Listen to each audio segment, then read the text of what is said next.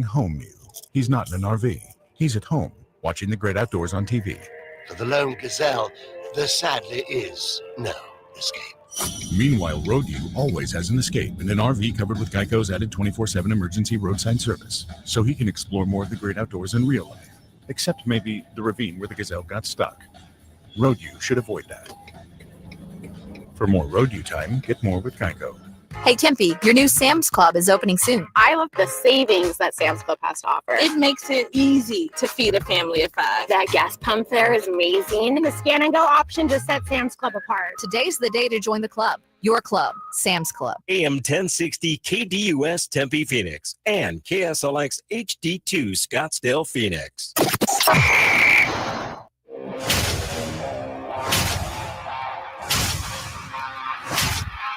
It's the lunch break.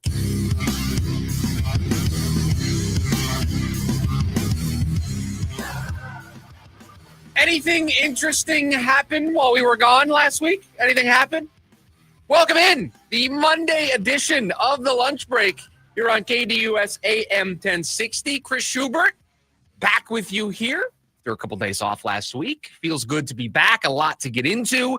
Here over the next 2 hours, producer Evan is on the other side of the glass taking, yes, your phone calls, 480-864-1060, your way to join us. You can also hop over on the KDUS AM 1060 YouTube live stream and chat away over there as well. A lot to chat about today, and we will start with a declaration that we need to make to start today's program. Time for our top story of the day. It's the Daily Special. I said it at 6-3. Producer Evan said they had to go 7-2. They went 4-5. They got swept at home over the weekend by the Miami Marlins. They had 3 straight days of meltdowns. Yes, you can add all 3 games of over the weekend to the meltdown meter, which I don't know if we're going to continue the meltdown meter after today because I'm not sure it's going to be worth it after I say what I need to say. It's time for the Arizona Diamondbacks to admit what they are. They're a below 500, mediocre, hot and cold baseball team that can't get hot enough to get back into this wild card race. Too many injuries, too many underperformances out there in that bullpen. They are what their record says they are after 83 games. It is time to talk about the Arizona Diamondbacks as sellers at the MLB trade deadline. The big seller at the MLB trade deadline. They have a ton of pieces that are going to be attractive to buyers, contenders, championship caliber teams at the deadline. But you have to look at the reality. We were already trending this way before this weekend happened, but this weekend and this entire 9-game stretch puts it all into focus. You had 9 games to chart a new course. And here we are on the last day of June with a baseball team that is below 500. How could I talk about a team buying and being a contending team at the deadline after what this team just did over 9 games, after what this team did over the weekend? They can't hold a lead. They cannot protect a lead on a regular enough basis. Look at the teams that are at the top of the divisions right now. Look at the teams that are holding on to wild card spots. They have bullpens. They have bullpens that hold on to leads. They have bullpens that maybe, while not perfect, on most nights are better than average. On most nights, hold leads. Every single night watching this team, especially in the late innings, is a hold your breath moment. It is a hold your breath moment for the bullpen. It is a hold your breath moment for what injury is going to pop up next. A couple more guys over the weekend got hit. And so you know what? Sometimes past shows can help us in the moment because I don't need to say it. Past me can say it. We are going to have some of those tough conversations. We're here. We've reached that moment. Mike Hazen forecasted this a little bit. At least we thought so in reading some of his comments from a week ago. The wild card has to come back to us a little bit. Instead, the Diamondbacks have chosen to turn around and walk away from the wild card. Yes, this is a season that is going to be a big disappointment. Why? Because of the massive expectations that were around this team. The big signing of Corbin Burns, the deep rotation that they had, being called Dodgers Light, the addition of Josh Naylor to this offense, giving Pavin Smith an opportunity to be the DH. Corbin Carroll having such a great start, a great 2025 season before he got hurt. Ketel Marte having yet another MVP caliber season with the numbers that he is putting up. And it's going to go to waste. So yes, be disappointed. Yes, be frustrated. Yes, be upset. All of those emotions are not only acceptable, but they are warranted given this situation. But it is not time to cry over spilled milk for too long.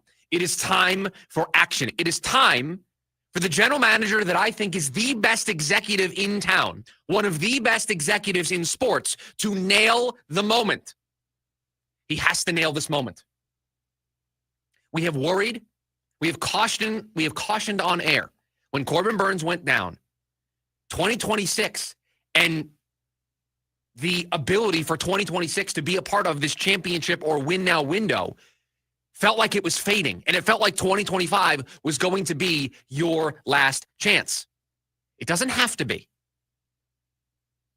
2025 does not have to be the last chapter of this window. If you nail the trade deadline, if you get prospects that are close to, if not already big league ready, if you open up opportunities for your young players to get reps at the big league level, 2026 could have similar expectations. You could walk into 2026 expecting this team to be in the mix for a wild card spot, but it is going to require some tough work over the next couple of weeks. And it is first going to require an admission of what this team is. So allow me to join everybody else and say the Diamondbacks are sellers. The Diamondbacks are not making the postseason in 2025. This is not a playoff caliber team. It is not a playoff caliber roster. It's not all their fault. This is not time to take a victory lap on Mike Hazen. He put together a quality roster. I don't know how many teams in baseball could withstand the injuries that this team had to deal with this year. And it is almost surprising that they are 41-42 through their first 83 games.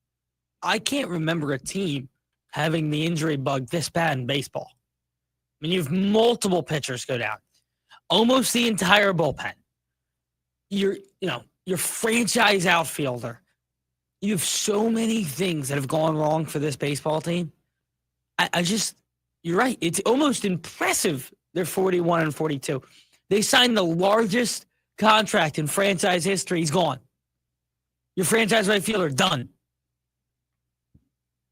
I mean, your 8th and 9th inning guys are done for the rest of this year and a good chunk of next year.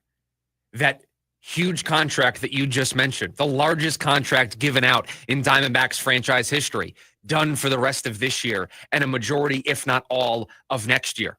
I don't know when Corbin Carroll is coming back. Eugenio Suarez is not going to be on this team next season. The 2026 Diamondbacks are going to look very different. But they had a roster that could have made a ton of noise. Injuries and early season underperformance from their bullpen is what sunk them. That is what has put them into this mess. But they can get out of it. You just have to nail the trade deadline. And so now this show takes on a new tone. This show takes on a new direction because we're not going to break down these games every single night like we were last week, 2 weeks ago, 3 weeks ago, through the lens of what does this team need to do this series? What does this team need to do during this stretch? What does this team need to do until this person comes back? We're taking all of that off the table today.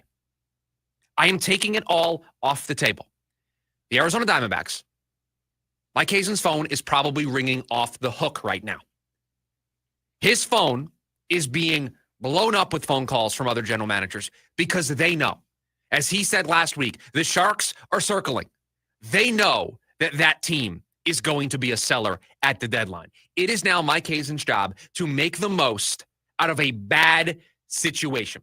It is up to Mike Hazen now to look at this 41-42 baseball team, look at all the expiring contracts that he has, all of the money that he has tied up into a team, the most money this franchise has ever spent on a baseball team that is not going to make the playoffs, that is going to probably, after this sell-off happens, win anywhere from 70 to 80 games. They are not going to be a 500 club. But he has to now make the most of this. He has to meet this moment, get enough pieces back to where this team is in a position for 26, for 27, and for 28, because 26's roster is in flux with or without selling at the deadline. They don't have a starting third baseman. They don't have a starting first baseman. They have 3 holes in their rotation going into 2026. They have one outfielder I think they need to grab. They need to figure out what their infield configuration is going to look like. They have an entire bullpen to revamp because their closer in Justin Martinez, AJ Puck, isn't going to be around next year. They have a lot of work to do. Get started right now. Prioritize these types of returns if you trade a Eugenio Suarez, when you trade a Eugenio Suarez. And so we're going to start to unpack this onion layer by layer. But today is the day. This weekend was the weekend. I said before this series, they have to go 6-3 to continue to get my trust. Our good friend Paul emailed in and said he was going to hold me to that. Well, Paul, here I am. They went 4-5. They got swept. There's no defending what we saw over the weekend. There is no defending getting swept at home to the Miami Marlins. There is no defending meltdown after meltdown after meltdown, especially the one you saw yesterday. Inexcusable. It's those type of series that make it easy to say this season is over. A massive disappointment, a massive disaster. The largest payroll in team history isn't even going to come anywhere close to making the playoffs. Now they have to figure out the way out because they are not the Dodgers. They are a smaller market team. When you overextend like this and you push your chips into the middle and it doesn't work, there is an untangling that needs to occur. And now the task is going to be on Mike Hazen to untangle. June 30th, the end of June, is when we got to the place. And we said this, June was a very important month for this ball club. They didn't meet the moment. Now, I don't want to put all of this on the organization. It's not their fault that all of these injuries happened. It is their fault that their bullpen has just been a complete mess all year, even with these guys. But no team could have withstanded the injuries that this team suffered this season. Sometimes the baseball gods, sometimes the baseball luck doesn't go your way. It has not gone this team's way this year. It felt cursed from the end of April on, where they just couldn't get healthy at the right time. Ever since J. Mark got hurt the first time, something has continually hit this team. You said the Sharks were in the water last week. That was the article. Mike Hazen said it. If the Sharks were in the water last week, then the water is fully chummed by this point. I mean, they are dumping at this point. The amount of calls that he has probably received in the last 2 hours. Ketel Marte, mere days into the season, went down with an injury. Jordan Montgomery, before the season started, went down with Tommy John surgery. I mean, this has been the cloud hovering over this team all year long. It just became too much. And we tried to convince ourselves that one nice 9-game stretch might put Mike Hazen in a position to buy at the deadline to try to keep things afloat. I honestly think this is the better of the two outcomes because this team was never winning a championship. I was just about to ask you that. Was not going on a deep run. They were a flawed team, flawed because of the injuries, and there wasn't enough that Mike Hazen was going to be able to do. Was he going to be able to patch some of the holes on the boat to give this team enough to maybe stick around? Sure. But they didn't play well enough. They're a below 500 baseball team. It is a seesaw season. And so they are better off admitting, we've got a flawed roster. We've got some young players that we need to make some room for. We need to figure out the state of our 2026 rotation because right now it's down 3 guys. And the 2 guys that are still left, I'm not sure if those are the 2 guys I want to build around. These are the questions that this organization needs to answer. And they can start to answer them now instead of waiting until the offseason. So that's where we stand now. The Arizona Diamondbacks are a seller. At least they should be. This team needs to go into fire sale mode. And we'll talk about what that looks like, who should be available, who shouldn't be available, how they should approach this, what they should prioritize back in a return. We've got the whole month of July to keep an eye on all these rumors, all of these teams that are going to be involved, what this team needs to do. 480-864-1060 is the phone number for you to join us here today on the program. We've also got you over on the KDUS AM 1060 YouTube live stream. When we come back, the end of last week, the Suns were a big talk nationally coming out of the NBA draft. How'd they do? That's next. Lunch break, KDUS AM 1060. Ready to tackle each morning with the best sports information coming at you? I'm going to take a logical approach. Get that weekday mornings on KDUS AM 1060 from 6 to 9 a.m. with the Dan Patrick Show. Dan Patrick, the Danettes, sports icons, sports legends, celebrities, poll questions. The Dan Patrick Show has it all. It's a crapshoot. Be sure to lock your dials to AM 1060 or 100.7 HD2 from 6 to 9 a.m. Mornings just got better. This story is about us. Jaw-dropping stunts, high-flying tricks, heart-pounding excitement. Nitro Circus is back. The all-new off-the-rails tour. Gravity-defying thrill seekers and world-class daredevils at the top of their game. FMX, BMX, skate, scooter, and everything in between. Experience all new competitions that pit the best against the best in never-been-done showdowns. Nitro Circus. Friday, December 5th. Desert Diamond Arena. Join the action at Ticketmaster.com. DQ presents How to Make Your Summer Take Flight. Just head into DQ for a new Superman Cake Batter Cookie Dough Blizzard Treat. Treat your inner hero to an epic mix of sugar cookie dough, sprinkles, and cake batter flavor.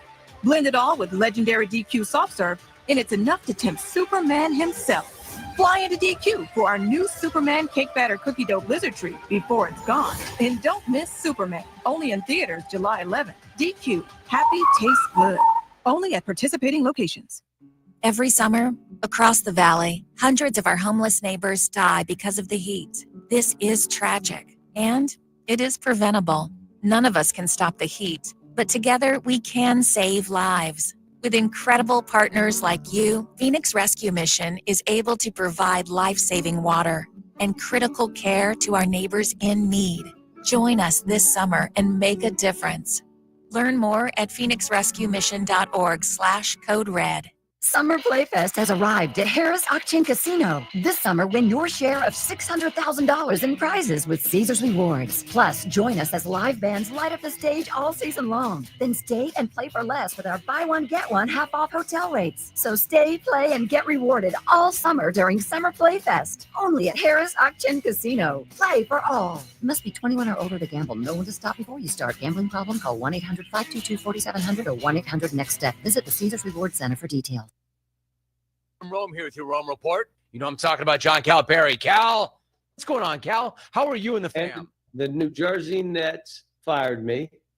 And don't be the poop in our ice cream.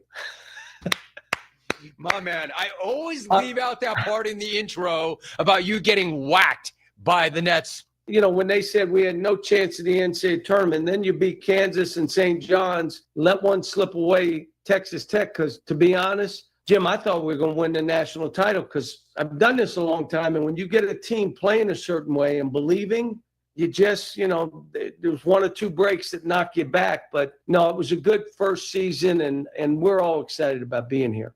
I got stuff to do here. Well, you've been interviewing me for years. I hope you look at me and say, man, he's in a great frame of mind. He's ready to go. I'm happy. You know, what we're doing, hey, let's go. Let's do this. I'm Jim Rome.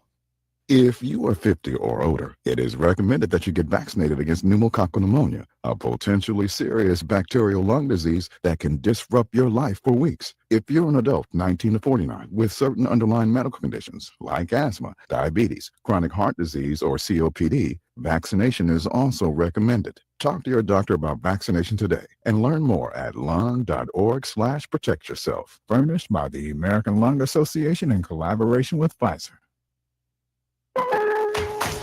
Now more than ever, Lowe's knows you don't just want a low price, you want the lowest price. And with our lowest price guarantee, you can count on us for competitive prices on all your home improvement projects. If you find a qualifying lower price somewhere else on the same item, we'll match it.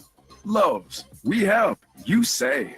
Price match applies the same item, current price at qualifying retailers. Exclusions and terms apply. Learn how we'll match price at lowes.com/lowest price guarantee. Join in on the Sports Zoo on your ride home from work with Dave Rooster Bierstein. Join Rooster as he lays down what's happening around sports and makes it clear what's on his mind. Oh, my. Catch the day's craziest stories and some of the latest numbers from the sports books across the valley. The Sports Zoo with Dave Rooster Bierstein. Yeah, I think that's kind of a wild option. Weekdays 5 to 6 p.m. on KDUS AM 1060 and on the KDUS 1060 app.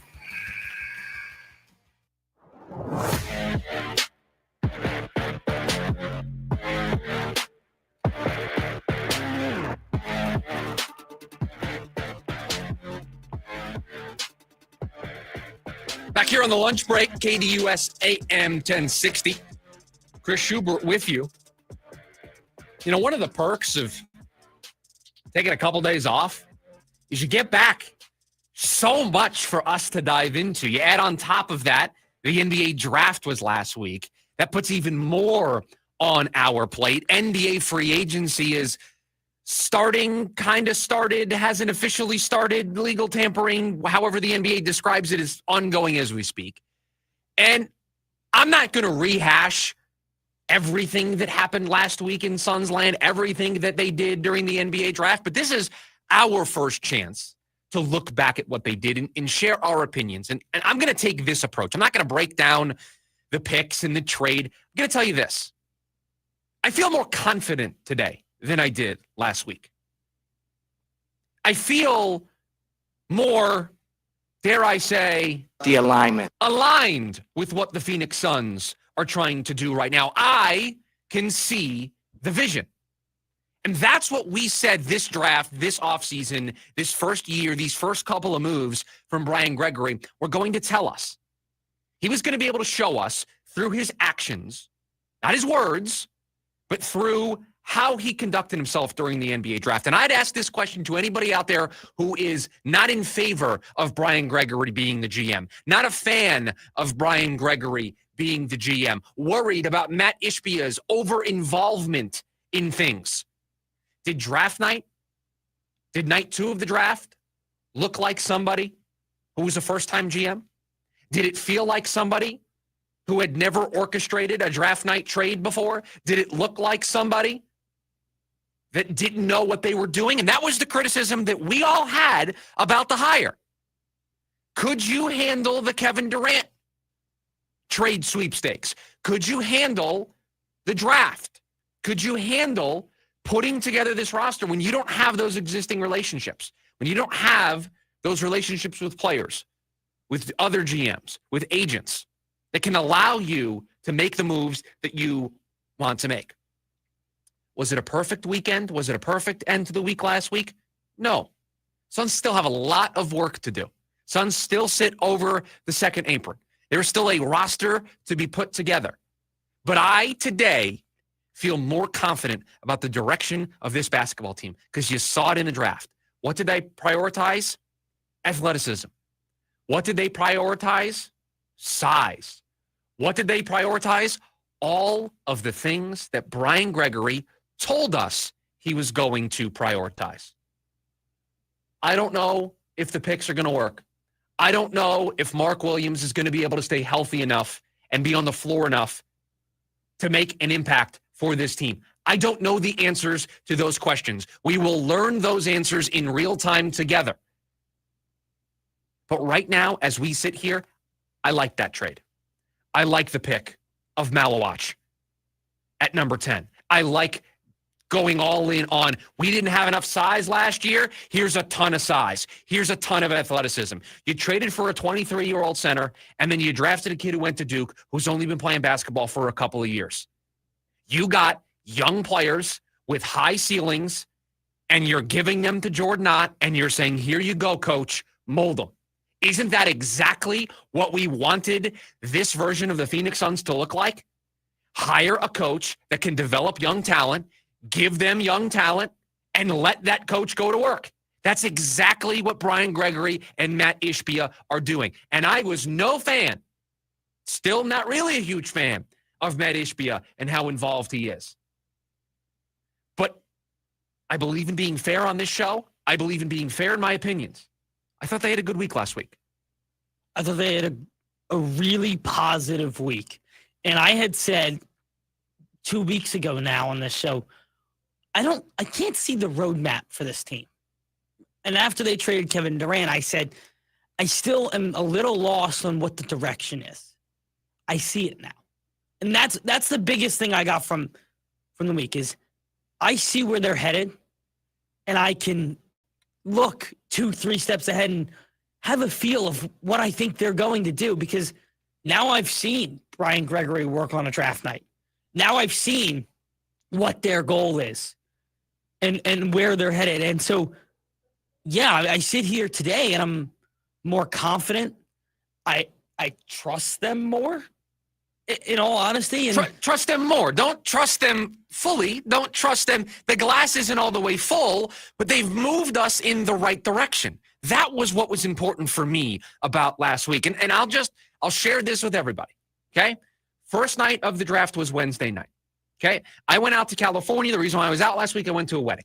Really good friend's wedding. Had a great time. But I'm driving out there Wednesday night. I'm in the car. It's me, fiance, daughter. We're jamming to music. I'm driving. I'm not looking at my phone. I told myself when I get to the hotel at 11 o'clock at night, I'm going to look at this and I'm just going to react to what they did. I'm going to allow my raw, natural reaction to take over. And so, color me surprised when I roll up to the hotel room a little past 11:30 and I open up my phone after connecting to the hotel Wi-Fi and I see not only did the Suns land their dream player at number 10, but they then traded for Mark Williams to add another big man, another center to this list. My immediate reaction was, oh, they wanted to make some noise. They wanted to make a splash. They had a plan. They went into draft night already knowing that Mark Williams was a potential target. That didn't just happen on draft night. They had been working on that, just like they had been working on getting Malawach at 10. They had been working on that. So to them, their plan came together perfectly on draft night. And so the fact that as an organization, they thought ahead, they had a plan, they executed that plan. Isn't that exactly what we wanted to see out of a general manager that we were on the fence about? Weren't sure if a head coach, a college head coach at that, who had zero front office experience being handed this job, would be able to handle himself on this night, the night that he was supposed to be the most equipped for because of what he provided to the Suns in the past, who he was as a consultant to this team in the past. I thought he nailed it. Nailed it. I thought, listen, they came out and told us when they hired Brian Gregory, the draft is his thing. Maybe they were right. Maybe we turned an eye to it because it's a first-time GM, but maybe he is a draft guy. If he is a draft guy, and they did land this and nail this the way a lot of us think they did, and we won't know, this will take time. I mean, this is not the NFL where rookies immediately show up and put up big numbers and you know that pick was a home run, that pick was a bust. In the NBA, it takes time, especially one and done. You're taking young kids who are still maturing, still trying to figure out how to play this game. You've got to teach them. But guess what? What have we all said about where the Suns were at right now? They didn't need to, they were retooling, right? They needed to add more youth, athleticism, high ceiling. And we said, this is not a 1-year thing. This is a 2-3 year thing. But with the way that they conducted themselves on draft night, they showed that they agree with that. So even though Matt Ishbia doesn't want to use the rebuild word and doesn't want to completely tear it down, they did show a level of patience. They took a kid at 10, he's got all the talent in the world, but it's only been playing basketball for a handful of years. They traded for a 23-year-old center who the Lakers were going to make their bonus addition after trading for Luka last year to try to win a championship. So can't be that bad of a trade. And then after that, they wheeled and dealed to get back up into the front of the second round to get Fleming, the forward, who was, according to everybody, the best player still available at the start of night 2, and they landed him as well. There's a vision. They executed on that vision, and I can see the vision. They want to get younger. They want to get more athletic. They want to add size. And they went out there and they did all of those things. Will it work? That's going to determine on, did they pick the right players? Did they get the right coach that's going to maximize the talent that they brought in? Are they going to have the right plan for Williams so that he can stay healthy and stay on the court and contribute? But I thought Brian Gregory in his first big test after the Kevin Durant trade, I'd give him an A, maybe an A+. I thought he did a great job. Listen on the KDUS AM 1060 app or on KDUSAM1060.com for your chance to win 4 tickets to the Arizona Diamondbacks when they take on the Kansas City Royals this Friday, July 4th at Chase Field. Get your tickets at dbacks.com/SGT. Celebrate the red, white, and blue at Chase Field. Don't miss a fireworks spectacular following the July 3rd and July 4th games presented by Bar S. Speaking of those Diamondbacks, when we come back, we open the show by saying this team, they need to be sellers. So who's going? That's next. A lunch break, KDUS AM 1060. The Varsity Sports Show with Vince D'Alessio is your hub for everything high school and college sports. Join Vince and friends as they give you the full picture on student athletes and where they're heading. Live interviews with coaches across the valley. Asking some of the tough questions. Varsity recaps and in-depth interviews with tomorrow's sports stars. The Varsity Sports Show with Vince D'Alessio. Live every Saturday morning from 9 to 11 a.m. Here on KDUS AM 1060 and on the KDUS 1060 app. 9 Inch Nails.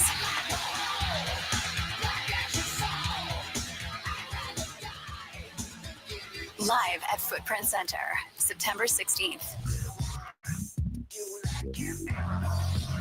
Get tickets now at NIN.com.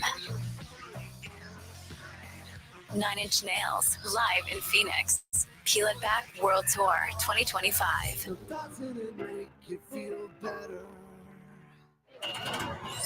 Welcome to Disneyland. Get excited to join the Disneyland Resort 70th celebration, because it's not a celebration without you. With all the decor, the new character outfits, and dazzling shows, everyone's excited to join. Delight in special 70th experiences, like an all-new World of Color show, the returning favorite Paint the Night Parade, and so much more, only for a limited time. So come join us for this once-in-a-lifetime celebration with a special ticket offer as low as $100 per day with a special 4-day, 1-park-per-day ticket. Total price $400. Valid May 16 through August 14, 2025. Park ticket and reservation required. Visit Disneyland.com/70 ticket offer for details. Offering subject to capacity restrictions and change without notice. Got mouths to feed? How about a dunk contest? For a limited time, a 20-piece chicken McNuggets from McDonald's is just $6. Everybody will jump at the chance to dunk their chicken McNuggets into those crowd-pleasing dipping sauces, sweet and sour, ranch, and tangy barbecue. You'll probably see some reverse dunks, 360-degree slams, and the classic two-handed jam. Host your dunk contest tonight with a 20-piece chicken McNuggets from McDonald's for just $6. Ba-da-ba-ba-ba. Prices and participation may vary. Cannot be combined with any other offer or combo meal. Hey, it's Austin Clark, owner of Moxie Pest Control. You know, most pest control companies use the same products we do. That's not the difference. But what is the difference is how we treat people. At Moxie, kindness counts, and it shows in every visit, every conversation, and every one of the 6,500 plus 5-star Google reviews our customers have written. Our field experts aren't just trained to handle pests. They're trained to treat your home, your family, your pets, and your time with the kind of respect you deserve. And our services come with a pest-free guarantee. Our methods and service just work better because our people are better. So if you want a pest control company you can trust in and around your home, give us a call. We offer same-day services in most cases, and we'll even give you 50% off your first service when you call. Call 888-MOXIE-10. That's 888-MOXIE-10.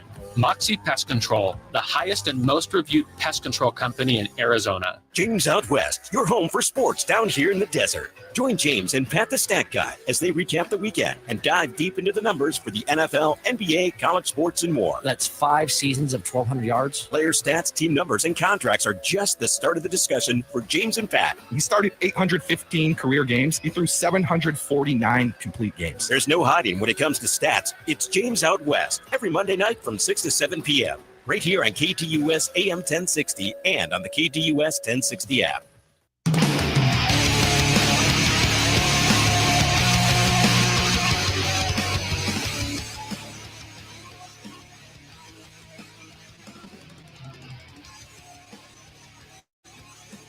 We were talking in the last segment there about the Suns having a plan and following through on that plan. Well, now it's time for the Arizona Diamondbacks to do the same thing. Because you can't just say the Diamondbacks are sellers. The Diamondbacks need to be sellers at the deadline. There has to be a plan. You have to prioritize which players you think are going to get you the most in a return, which players are going to get the return that fit what you are trying to do, and prioritize those conversations.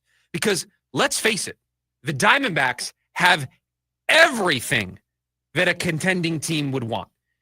Forget that it's 2025. Producer Evan, you've been following baseball your entire life. My entire life, yes. It is my favorite sport. MLB trade deadline, the month of July, the trade deadline day in particular, one of my favorite days on the sports calendar. It does not matter which baseball team it is. Any buyer at the deadline is looking for a power bat, a starter, or bullpen help. Pitching depth and more long ball. That is the recipe to any contender's needs at the trade deadline. The Diamondbacks match up perfectly. The Diamondbacks have Merrill Kelly. The Diamondbacks have Zach Gallen. The Diamondbacks have pitching that teams are going to call about.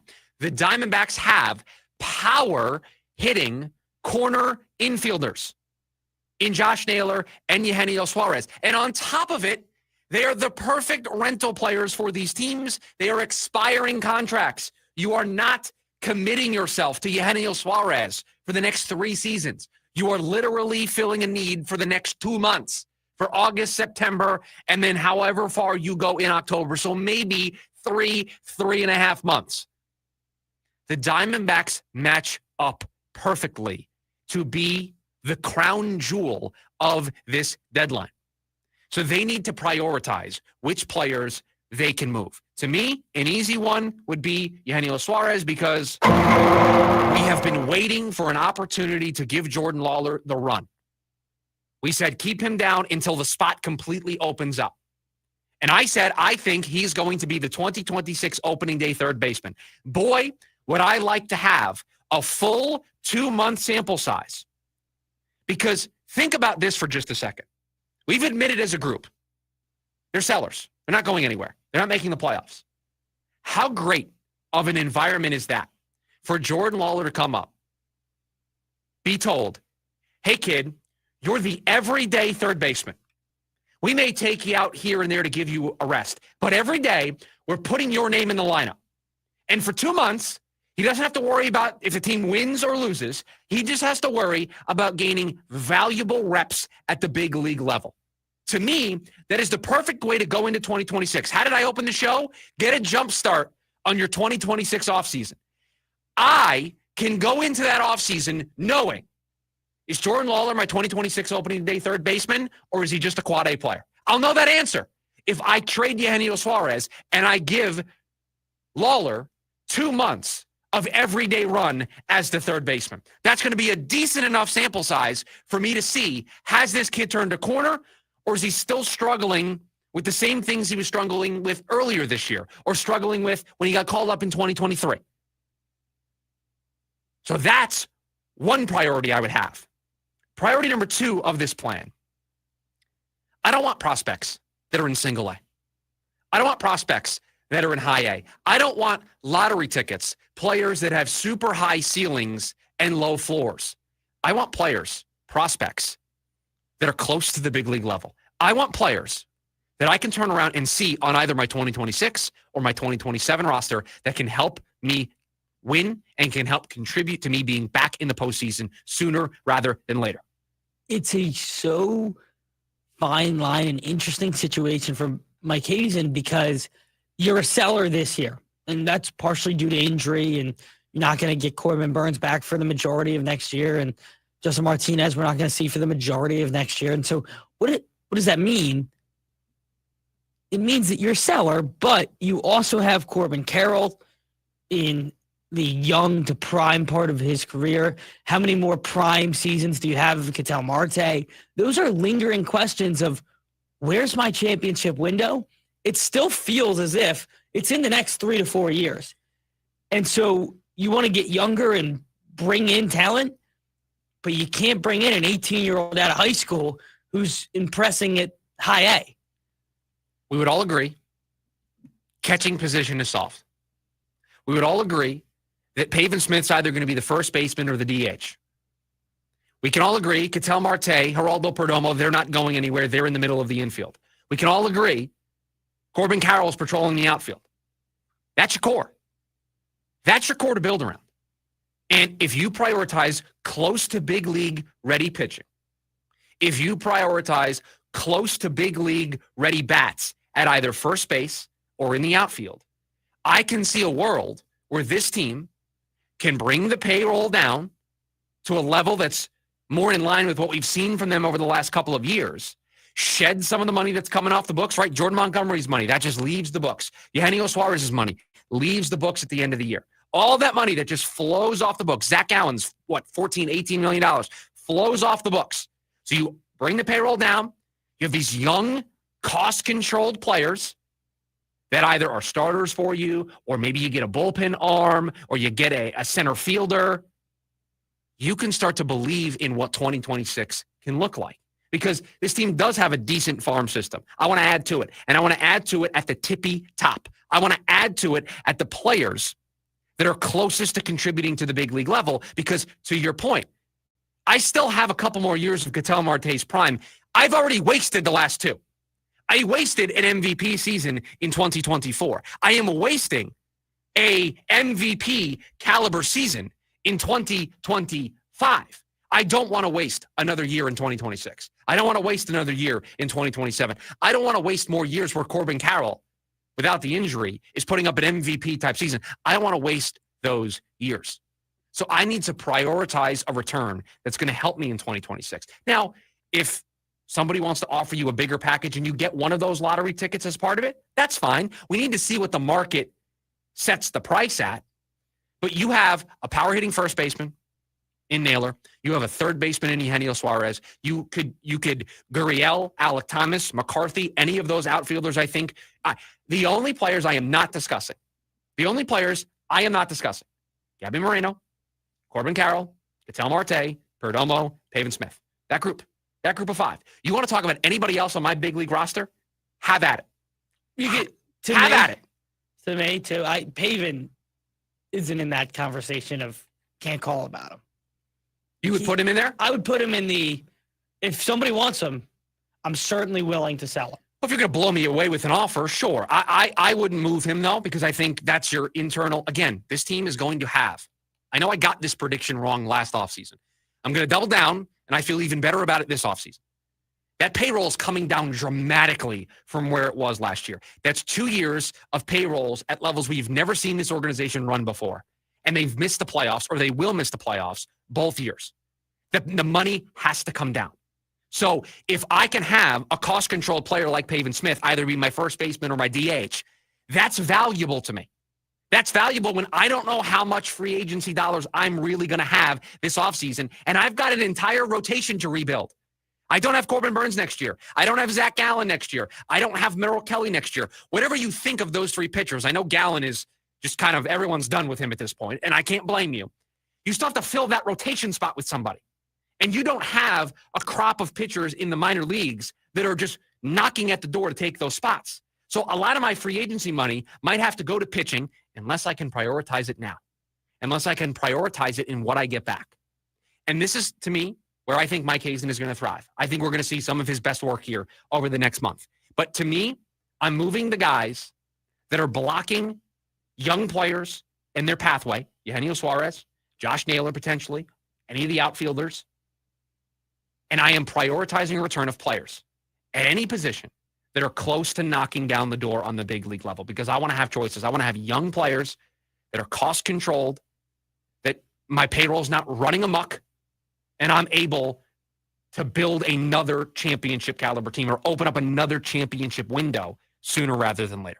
480-864-1060, the phone number for you to join us here today on the program. We've also got you over on the KDUS AM 1060 YouTube live stream. When we come back, a little buy or sell. Producer Evans got the takes, either buying or selling those takes. We'll do it next. It's the lunch break, KDUS AM 1060.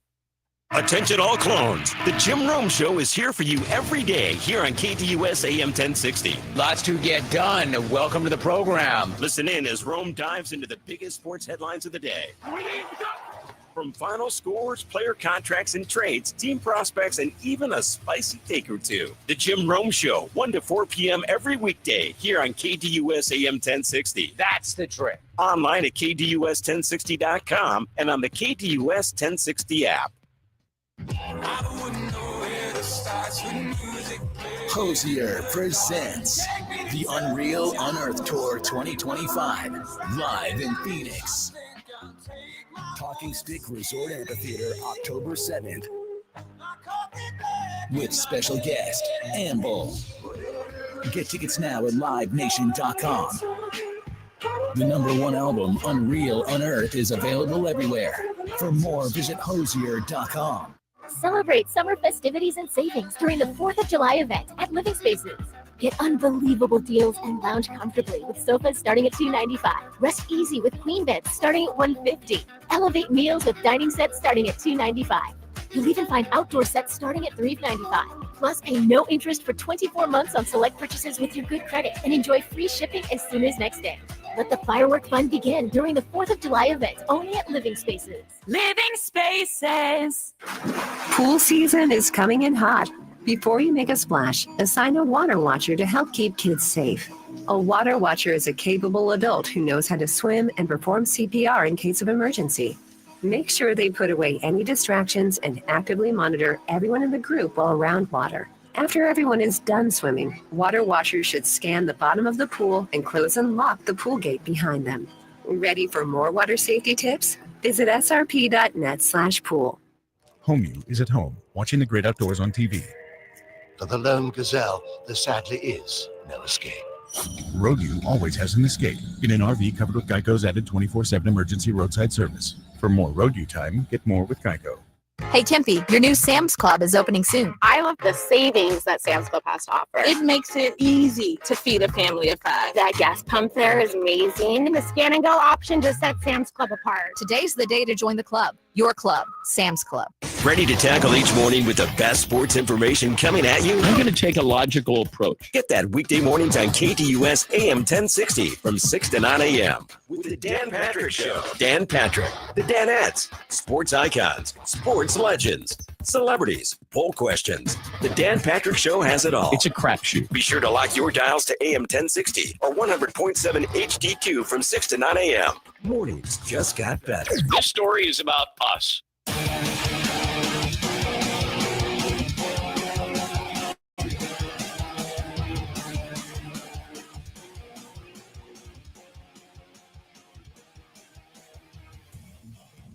Wrapping up hour number 1 on the Monday edition here of the lunch break. Chris Schubert with you, KDUS AM 1060. The last show of the month of June. We'll get into July. So 4-day work week after it was a 3-day work week for me last week. It's very weird. Yeah. It's been a weird couple weeks stacked on top of each other. Yeah, very, very weird. And there's not a lot of people in the building this week because the 4th is on Friday. So Which makes sense. But that's made it like extra weird because there's part of me that feels like, is it a Saturday? Am I not supposed to be here just because? And typically on Mondays, you have the the building-wide meeting. Right, I have my meeting. We did not have the meeting today, so now it doesn't feel like a Monday, even though it is a Monday. A lot of things add up to it. But you know what it is? It is the last segment of hour number one. It is. And what we do in the last segment of hour number one is buy or sell. So we're going to keep that exactly the way it is supposed to be so we can get ourselves back on track. So, Producer Evan, you've got 5 takes, 6 takes? How many takes? I mean, we didn't do. I have 6 today. Making up for last week. Making up for last week. Take it away. All right, we'll start with the basketball team. I trust Brian Gregory more this morning than I did on Wednesday morning. Bye. I trust Brian Gregory. And you know what? I'll extend this even further. I'll take this a place that maybe there are some people that aren't comfortable taking it. I trust Matt Ishbia more today than I did Wednesday morning. There's more trust overall in this organizational structure right now. Now, am I going to be floored or surprised when they do something boneheaded, they do something stupid that is in line with maybe where we were thinking 2 weeks ago? No, I'm not going to be surprised by that. Because while I trust them more, I don't trust them implicitly. They don't have the same trust level as, say, we have with Monty Ossenfort or with Mike Hazen. They're not there yet, but they took a good step last week. So I will buy this. I trust them more than I did Wednesday morning, yes. Let's see how much you trust them. The Suns will be under the second apron by the time they get through the offseason. We are going to talk about this to start hour number 2 of the program. It is the one thing about all of this that I'm still a little perplexed about. We'll see what they're able to do. I know Bradley Beal's contract plays a role in this. So you're asking me, do I think they're going to get under the second apron? I will buy this as well. I'm feeling optimistic here on a Monday. I can't understand all of the moves that they're making and the way that they're attacking this offseason if they're going to stay a second apron team. It's just going to punish them. It's going to make it harder for them to get out of this mess. So I do think part of this plan is to get under the second apron. So I'm going to buy and believe that they will do that. The Suns will officially make the playoffs in 2026. A lot of basketball today on Buy or Sell. The Phoenix Suns will make the playoffs in 2026. That's what you're asking me? You're asking me to make a bold proclamation on June 30th about the Suns making the playoffs. I will sell them making the playoffs. I like what they're doing. I see the path, as you mentioned earlier. I think they're slowly turning the boat around. They're still not a better basketball team talent-wise than they were a year ago. There's a lot of good teams in the Western Conference. I'll believe it when I see it. Now, if you said the playoffs in 2027, I might have bought that. But for 2026 for next season, no, I don't. I still don't think this is a playoff team as we sit here right now. Our last Suns one of the day. I know I have 4 Suns ones. Suns ones. Wow. The Suns were the winners of the 2025 NBA draft. And, take out the Mavs because I was just going to say. They didn't do anything. That pick fell in their lap. Do we think Utah's a winner for getting Ace Bailey? I don't know. Can I be honest? Sure. I still am not sold on. You're not sold on him as a player, or you're not sold on him because of the way he handled himself? Because the latter, the way he handled himself, to me, not working out for NBA teams isn't, I can force where I want to go. It's I'm hiding something.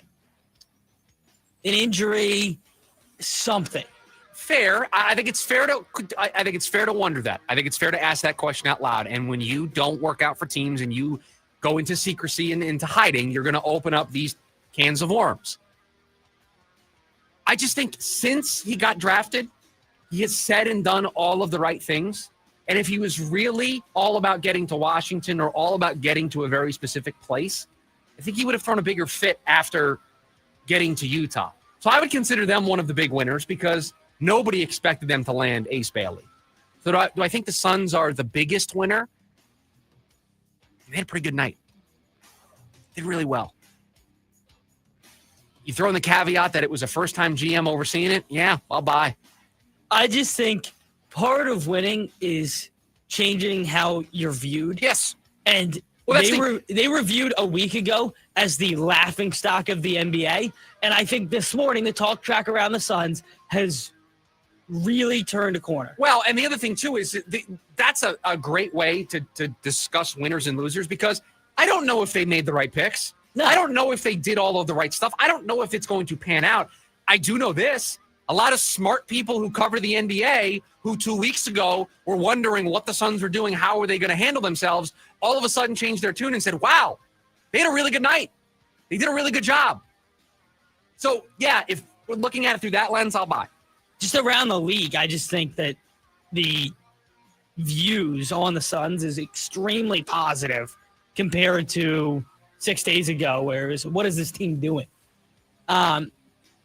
Okay, moving on to the other team in town currently playing. You said it earlier, but I want you to really say it this time. It's officially time to start looking at the Diamondbacks as a middle-of-the-road baseball team. Buy. They're a seller. They're a 500 baseball team.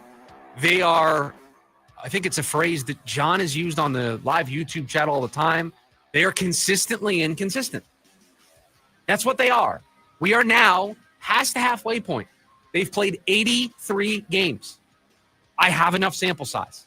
Their bullpen isn't going to all of a sudden magically figure it out. Justin Martinez isn't coming to save this bullpen. AJ Puck isn't coming to save this bullpen. Corbin Burns isn't coming to save this rotation. Those guys are done. They're going to be without Corbin Cowell for probably the rest of this month. That's too much to overcome. Now, this doesn't mean you fire the manager, right? I know we did that at the start of the year. Doesn't mean you fire the manager. It just means you had too many injuries, too many things didn't go your way. It happens. But you can't sit on your hands and say, oh, woe is us. Now you have to go out and set yourself up for 2026. That's what I hope they do over the next month. Setting themselves up for 2026 will be the trade deadline. The Diamondbacks will make more than 3 trades at the deadline, so you have to make 4. More than 3. They would have to make 4 trades in order for this. Okay, so they're Suarez is gone. Shelby Miller probably goes. Naylor, they'll get some calls on Naylor. And they'll trade one of the starters. Buy.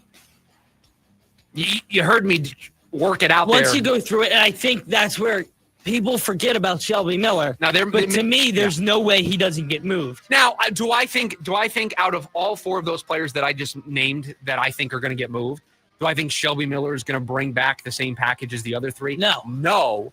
But Shelby Miller is a mid-leverage reliever. That's going to have some type of value to a playoff contending team who's maybe not looking for a 7th, 8th, or 9th inning guy, but just looking for another option in the 6th to get from August to October. We talked about it. All those teams just want pitching depth. And Shelby Miller would provide that. So, yeah, I'll buy that as well. Hour number 1 of the program in the books. Hour number 2 right around the corner. The Phoenix Suns had a good draft. So now what? That's next. The lunch break. KDUS AM 1060.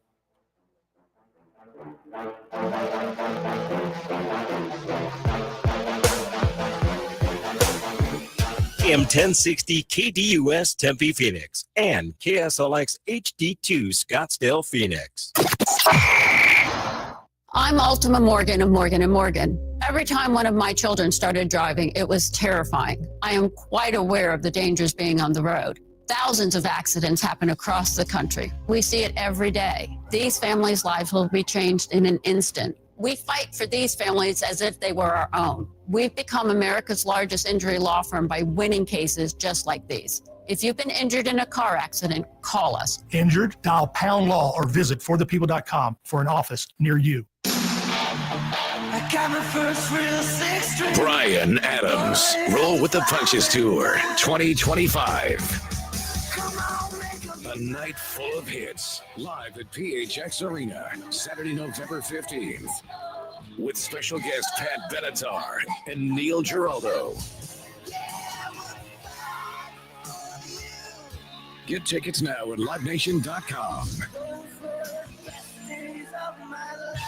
I was in a wreck. I need a check. I was in a wreck. I need a check. I was in a wreck. I need a check. I'm Kevin Rowe from Lerner Rowe, and we've been serving Arizonans for 20 years. Make the best choice after an accident. Call 977-1900. That's 977-1900. Learn and Row is the way to go. Call 977-1900, 977-1900. At Nationwide Vision, we make the back-to-school season crystal clear for you and your kids. With convenient scheduling and personalized treatment plans for the whole family, we keep things simple and stress-free, so your kids can face the day with confidence.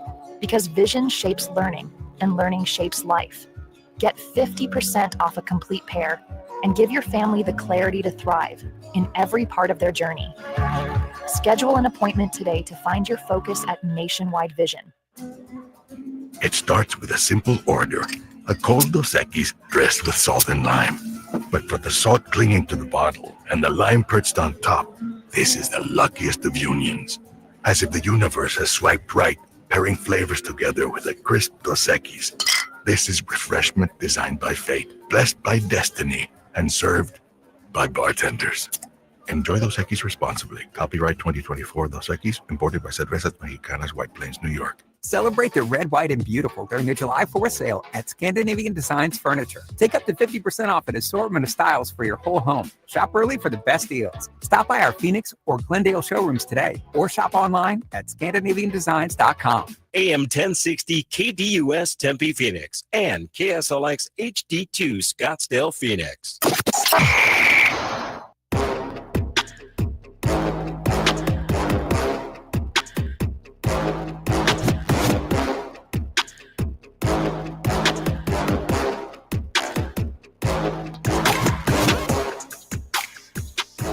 Hour number 2 of the lunch break starts right now. Welcome back. Chris Schubert with you.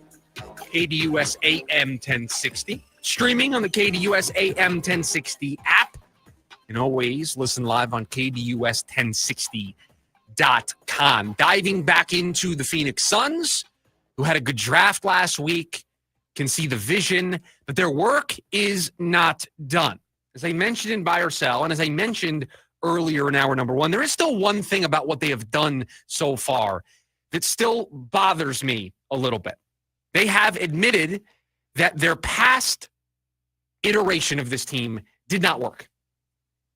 Their big three did not work. They had to trade Kevin Durant because that was their ticket out of this mess. And so they did that.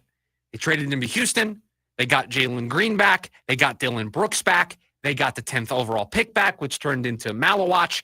They made that trade.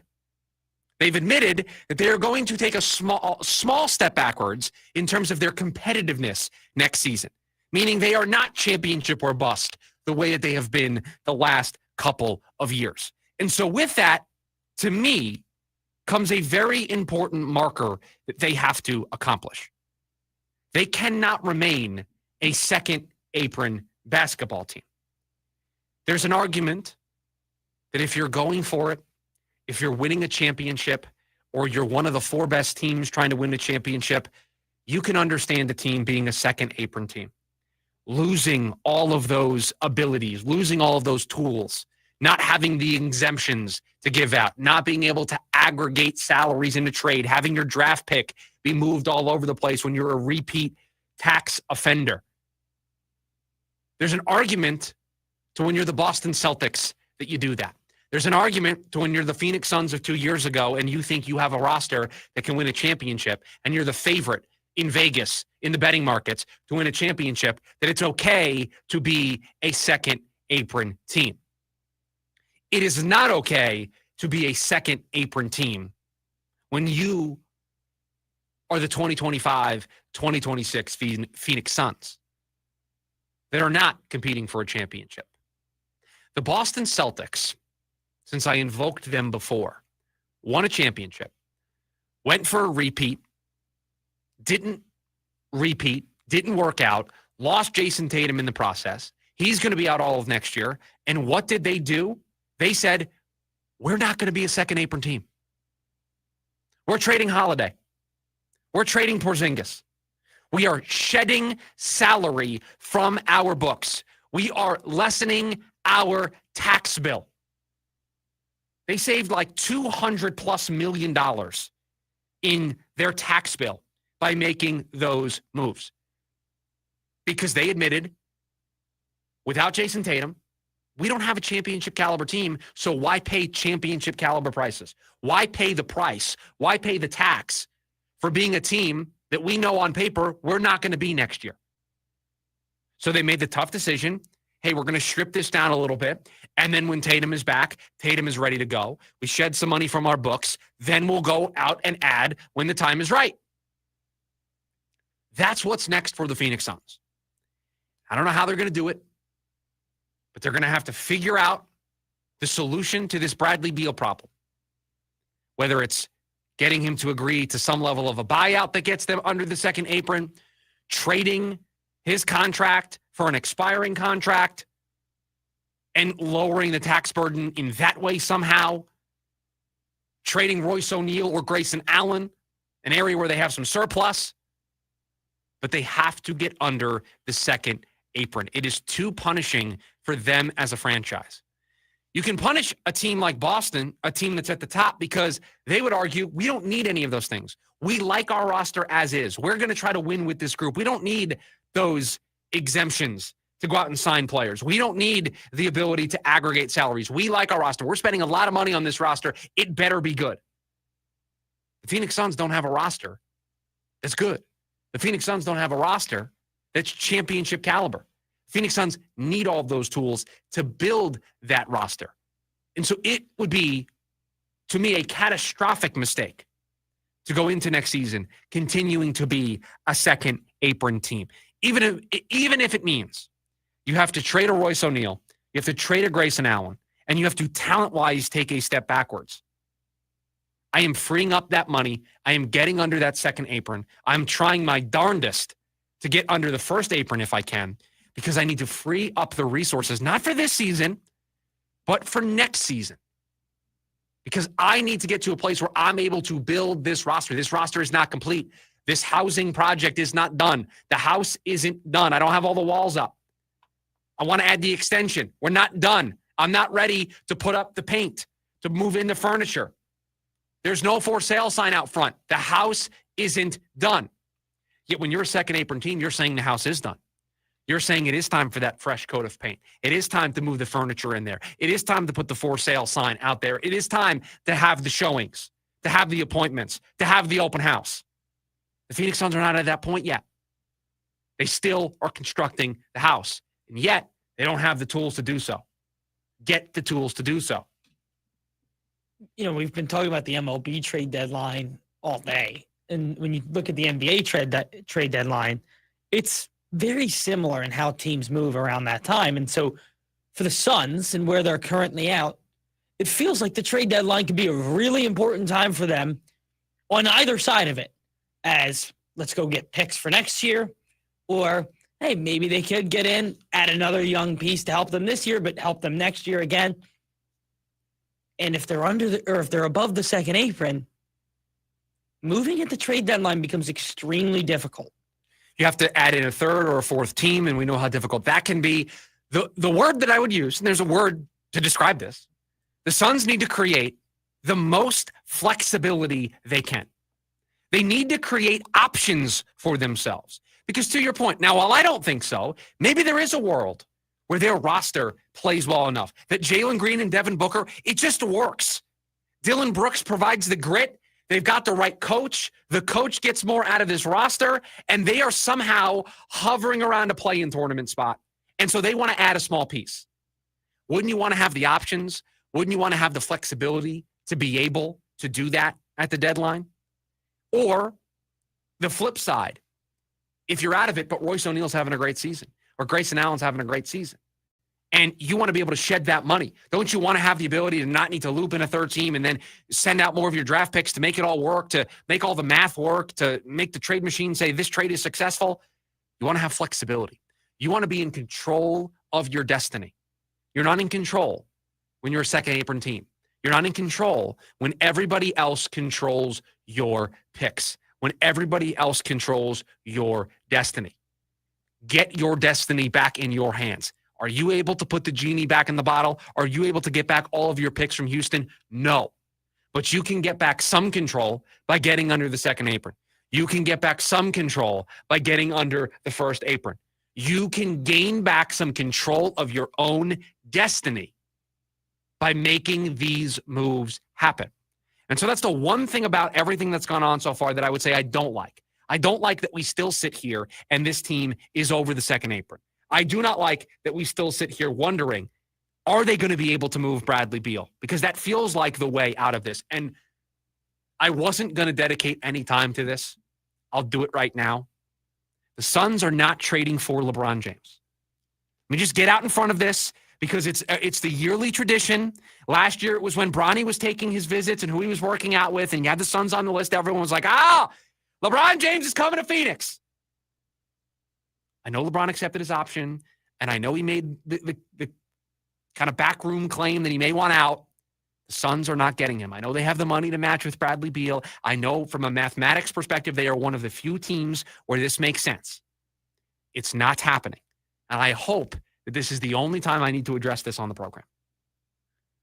It's going to build legs here in the next few days. No, and it's that's going not. to be so fun. No, it's not. I love a good LeBron rumor. I am putting an end to it right now. He's not going anywhere. He's staying in LA. He's using this to force them to make moves to make the roster better. That is what he's doing. Are you a LeBron guy? Define, am I a LeBron guy? You're not a LeBron hater. I think LeBron is great. I think LeBron is awesome. I just think this is what LeBron does. I'm not saying that I like it or don't like it. This is what he does.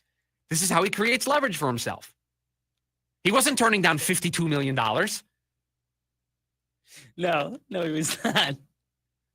However he feels about the Lakers, he likes them, he loves them, he hates them, he doesn't like them. It's $52.6 million. He wasn't getting that anywhere else. So, of course, he's going to accept the $52.6, I think that's what it was, $1 million on his player option. But he's not coming to Phoenix. If he wants to pick a winner, why is he picking Phoenix? Not happening. It's the only time I'm discussing it. So don't put it in the leftovers. I will not discuss this. The next time I discuss this is when the move actually happens. And so it's not going to happen, so we'll never talk about it again. Is LeBron going to play for the Lakers or a different team? He's going to be playing for the Lakers next year. I agree. There is nothing about any of this that should shock anybody. We do this every year. Every year we do LeBron might leave. And then he stays and everyone's shocked. Oh, he did want to stay. Yeah. He's creating leverage. He's trying to force the Lakers to make moves so that at 40 years old, he can have one more run. And adding LeBron won't help you get under the second apron. No. I just want to make that extremely clear. In fact, it would not do that. No. You would not get under the second apron by trading Bradley Beal for LeBron James. No. And you would get an expiring contract. Which would help. Well, I mean, it just gets you out of the extra $50 million. Why are we doing this? Why are we debating whether or not this is going to happen? Would you trade Bradley Beal for LeBron? So you're asking me if I could wave the magic wand and make this happen. Would I 1-for-1 Bradley Beal for LeBron James? Yeah. Yeah, I would do the trade. Yeah. Because you could get out and get Beal and a pick for LeBron. No. If I could trade Bradley Beal and a pick for LeBron James, LeBron got here, had a press conference, and said, I'm retiring from the game of basketball before I play for the Phoenix Suns organization, I would still do the trade because you get out of a year of Bradley Beal's money. You have an expiring $52 million, and then when it's done, it's done. Yeah, you don't actually need LeBron to suit up, and he would be one of the great Phoenix Suns of all time. Right. Guess what? He'd have a better, more impactful Suns career than Bradley Beal.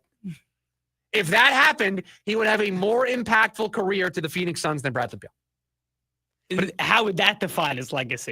Then you would have to start asking the question. Put his number in the rafters down there at PHX Arena. It would be an all-time. So then you have, I just want to make this clear, he would be retired by 4 different teams. That's right. Because the Lakers are going to retire 23 for him. He is staying in LA. He is doing this to create leverage so that they go out and get a big man.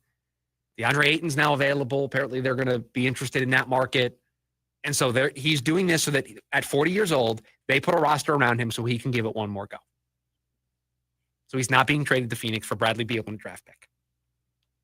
So stop. Don't do this anymore. 480-864-1060 is the phone number for you to join us here today on the program. We've also got you over on the KDUS AM 1060 YouTube live stream. Your thoughts can be shared there as well. When we come back, it's not supposed to be football time of year, but there was a blockbuster today in the NFL. We'll talk about it next. It's the lunch break, KDUS AM 1060. Join in on the Sports Zoo on your ride home from work with Dave Rooster Bierstein. Join Rooster as he lays down what's happening around sports and makes it clear what's on his mind. Oh, my. Catch the day's craziest stories and some of the latest numbers from the sports books across the valley. The Sports Zoo with Dave Rooster Bierstein. Yeah, I think that's kind of a wild option. Weekdays, 5 to 6 p.m. on KDUS AM 1060 and on the KDUS 1060 app. When you need help, 211 Arizona is just one call or click away. This free service connects you with vital resources across Arizona, housing and shelter resources that improve or save lives, utility assistance, food support, heat relief, and more. Speak with one of our live operators in English or Spanish. Simply call 211 or visit 211arizona.org for resources near you. We're here to help in your time of need. This message is sponsored by 211 Arizona. Make memories you'll cherish for years to come. Join Miss Appleberry, JJ, Cody, Nina, and Cece for a lively Melon Patch musical adventure in this exciting interactive live show. Saturday, October 4th and Sunday, October 5th at the Arizona State Fair. Sing along. Dance along. Play together. Tickets on sale now at azstatefair.com and include Arizona State Fair admission. It's a celebration of connection and childhood wonder. Coco Melon Sing Along Live inside the Coliseum at the Arizona State Fair. Your neighborhood Fry's Pharmacy is happy to welcome back Express Scripts Medicare D and TRICARE Department of Defense plan members. It's easy to transfer prescriptions at frysfood.com/payer update. See your Fry's Pharmacy for details. How about we get some pizza? Nah. Sushi? No. I thought you didn't care. I don't. Slow cooked. Tender, Juicy. How did they get in our car? I don't know, but we're going to Del. Del Taco's new slow cooked pork carnitas. Authentic spices and salsa roja give it a rich, deep, melt in your mouth flavor. Pork carnitas are here for a limited time, so get some tender, juicy Del Taco today. Del, yeah. I'm Dan Patrick, and this is Above the Noise. Every NBA draft has a big swing. This year, that swing came at number 5 when the Jazz took Ace Bailey. The risk isn't about talent. Bailey's got that. Long, athletic, and a knack for hitting difficult pro-level shots. The concern, everything off the court. Multiple reports say at least one team was told, don't draft him inside the top 5. A red flag for any front office. And since being selected, Bailey still hasn't reported to Utah. The Summer League is right around the corner, and his status remains a little murky. The Jazz knew they were betting on potential, but they may have also inherited a headache. Utah, run by Danny Ainge, isn't exactly a marquee destination, and Bailey guiding his way to a preferred landing spot only to end up in Salt Lake makes this situation even more delicate. Bailey could absolutely make the Jazz look smart in the long run, but right now, Utah's bold gamble looks like a waiting game and one filled with uncertainty. I'm Dan Patrick, and this is Above the Noise. Tires matter. They're the only part of your vehicle that touches the road. Tread confidently with new tires from Tire Rack. Whether you're looking for expert recommendations or know exactly what you want, Tire Rack makes it really easy. Fast, free shipping, free road hazard protection, convenient installation options, and the best selection of Bridgestone tires. Go to TireRack.com/Dan, see their Bridgestone test results, tire ratings, and reviews, and check out the special offers. It's TireRack.com, the way tire buying should be. Dick's epic 4th of July sale is on. Get summer ready with 25% off select Stanley drinkware. Get 20% off Igloo coolers and water bottles and select bog bags. Buy one, get one 50% off DSG coolers, canopies, chairs, and water bottles. $200 off Callaway AI smoke irons and TaylorMade QI10 drivers. These deals won't last. Stock up for summer now, in-store or online at Dicks.com. Some exclusions apply. See store for details. The Varsity Sports Show with Vince D'Alicio is your hub for everything high school and college sports. Join Vince and friends as they give you the full picture on student athletes and where they're heading. Live interviews with coaches across the valley. Asking some of the tough questions. Varsity recaps and in-depth interviews with tomorrow's sports stars. The Varsity Sports Show with Vince D'Alicio. Live every Saturday morning from 9 to 11 a.m. Here on KTUS AM 1060 and on the KTUS 1060 app.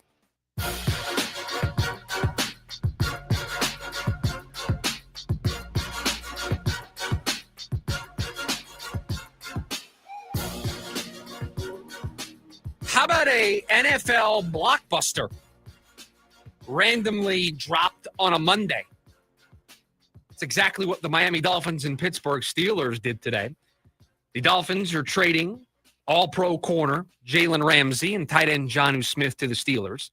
They are getting back three-time all-pro safety Minkah Fitzpatrick, and there's a pick swap involved. The Dolphins are sending a 2027 seventh-round pick to the Steelers, and the Dolphins are going to get a 2027 fifth-round pick back from Pittsburgh. So Miami finally gets itself out of the Jalen Ramsey business, as they have been trying to do all offseason long. The Pittsburgh Steelers get into the Jonnu Smith business, as they apparently have been trying to do all offseason long. And Minkah Fitzpatrick goes back to where it all started, where he was the 11th overall selection by the Dolphins before being traded to the Steelers. He goes back there for the next couple of seasons. This is a fascinating trade across the board. It is a blockbuster trade. I mean, you've got big names, three big names getting traded. This doesn't happen in the NFL. The other part of this trade that's interesting to me is the Pittsburgh Steelers are going for it. Yeah, I don't understand why. Oh, no, I understand why. I mean, you have the 1 year of Rodgers. Exactly. Right? That's why. That's why you go for it. Trust me, I lived through this. I lived through this experience. Take it from somebody who did this for 2 seasons. When Aaron Rodgers is a part of your franchise, everything else goes out the window. You forget football logic. You forget football reason. You do everything to try to win right away. Which, for the Steelers, and playing devil's advocate on the other side of it, they haven't had a quarterback walk in the building that has any kind of success at any level since Ben Roethlisberger left. Agreed. So now you have one, whether he's 40 plus or not. You have a quarterback who has seen league success. Obviously, they did have Russell Wilson, but whatever. Yeah, I understand why they're going all in. Which I just said the opposite of. You don't have a choice, right? That's the point I'm making. The moment you decide that you want to get into the Aaron Rodgers business, the moment you decide Aaron Rodgers is our quarterback, these are the moves you have to make. Because if you don't make them, why did you go all in on a 40 about to be 41, or is he 41 about to be 42? I forget how old he is. But a 40-plus-year-old quarterback who's got one more season left in him. You don't have any other choice.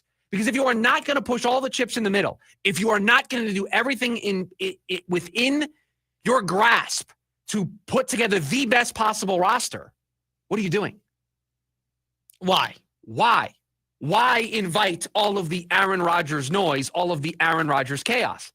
I get this from Pittsburgh's perspective. They don't have a choice. They made their choice when they decided we think Aaron Rodgers should be our quarterback for 2025. The Dolphins, on the other hand, what are they trying to accomplish here? That's where I'm confused. Why Minkah? Why bring him back? I don't know if it's about necessarily Minkah. I do know that by making this deal, they free up about $10 million in actual cash and cap space. So there is value there of freeing up that money. But to me, they are a roster that's very sinking in quicksand, I guess is the way I would describe it. No, it's a leaking ship. But it's not, I don't see the bottom completely falling out. It's just like I'm watching somebody sink in quicksand. I'm watching the Dolphins just slowly no longer be an upper echelon AFC team. Now, that doesn't mean that, to continue our quicksand analogy, that the vine can't be thrown to them and they get out of the quicksand. I just don't see where the vine is coming from right now.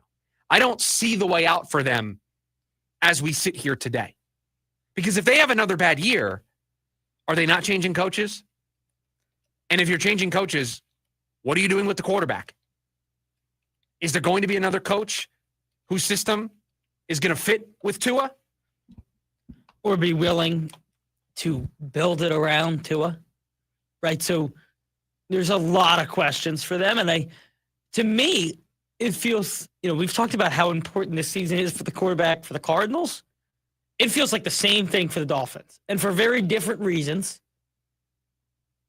but some similar of in the big games, I don't like Tua. I don't like him in cold weather. I don't like him on the road in the playoffs. And that has always been kind of the ceiling on the Dolphins is, are you going to be able to win a cold weather playoff game in Baltimore, in Buffalo, in Kansas City? Are you going to be able to win in those environments? And so far, the overwhelming answer has been no. And it just feels like, did the Dolphins do anything to make themselves better this offseason? Did they do anything that made you think that Buffalo should be scared in the AFC East? They're the threat. It's not the Jets. It's not the Patriots. The Dolphins are the team that is closest to taking down the Bills. Do we think it's that close? No. So that's why, listen, they wanted to get out of the Jalen Ramsey business.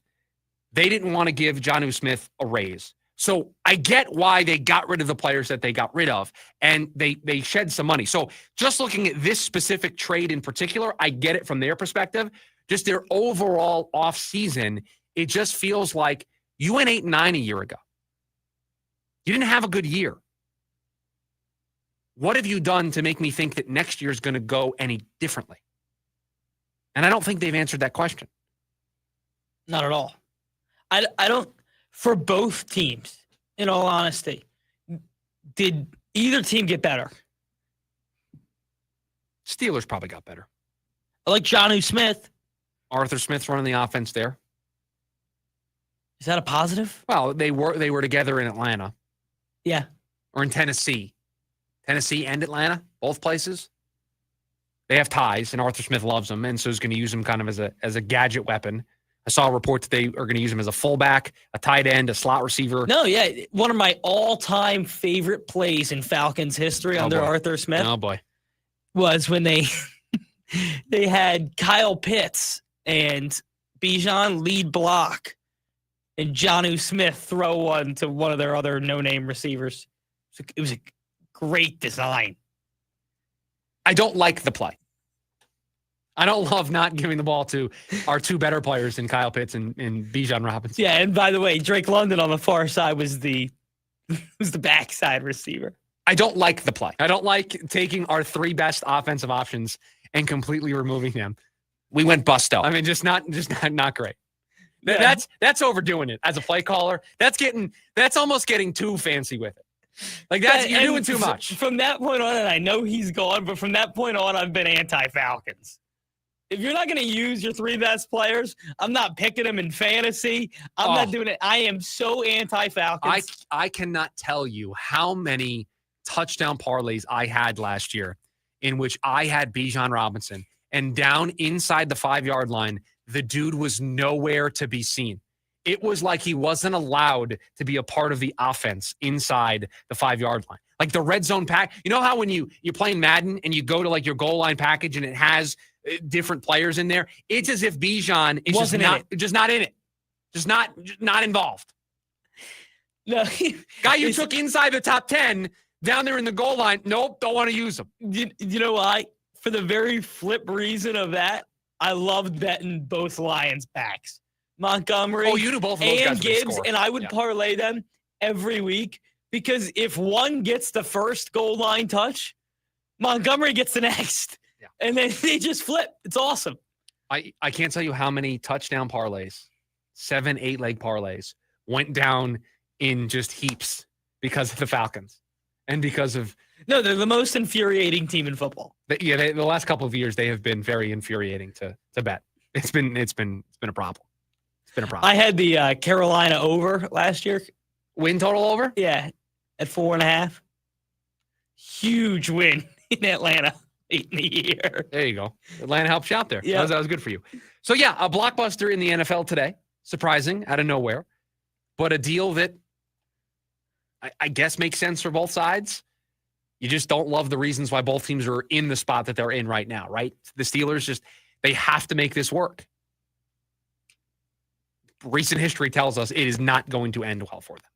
480-864-1060, the phone number for you to join us here today on the program. We've also got you over on the KDUS AM 1060 YouTube live stream. You can listen to us on the KDUS AM 1060 app, or you can stream the show on KDUS1060.com. When we come back, there's no way, right?